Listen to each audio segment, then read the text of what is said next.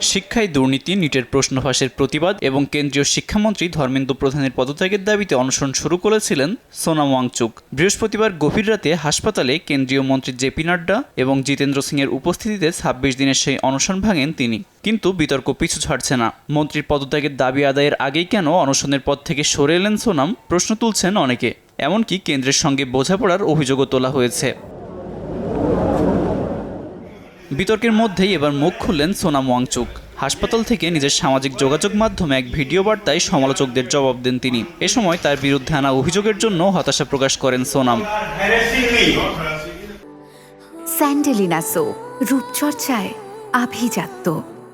সোনাম জানান, শুক্রবার সকাল থেকে বহু মানুষ তাকে ফোন দিয়ে বা তার সামনে গিয়ে সামাজিক যোগাযোগ মাধ্যমের বিভিন্ন পোস্ট দেখিয়েছেন। তার অনশন ভাঙার সিদ্ধান্ত নিয়ে যে প্রশ্ন তোলা হচ্ছে, হাসপাতালে বসেই বিষয়টি নজরে এসেছে সোনামের। অভিযোগ, শুধু নাড্ডা বা জিতেন্দ্রর মাধ্যমে কেন তিনি অনশন ভাঙলেন, অন্য কারো মাধ্যমে তা কেন করা হলো না, কেন শিক্ষামন্ত্রীর পদত্যাগের দাবি থেকে তিনি সরে এলেন, এ ধরনের প্রশ্ন তাকে করা হচ্ছে।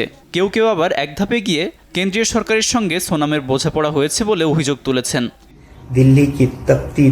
২৬ দিনের অনশনের পরে আমাকে এখন আন্তরিকতার প্রমাণ দিতে হবে। দুঃখ, বিস্ময়, ক্ষোভ এবং শোকের মিশ্র অনুভূতি নিয়ে আমি এই ভিডিও করছি। অনেক শারীরিক ধকল, ঝগড়াঝাটি, ধর্মঘটের মধ্যে ২০ বা ২২তম দিনে সমস্ত অবশিষ্ট শক্তি দিয়ে আমাকে বেরিয়ে আসতে হয়েছিল।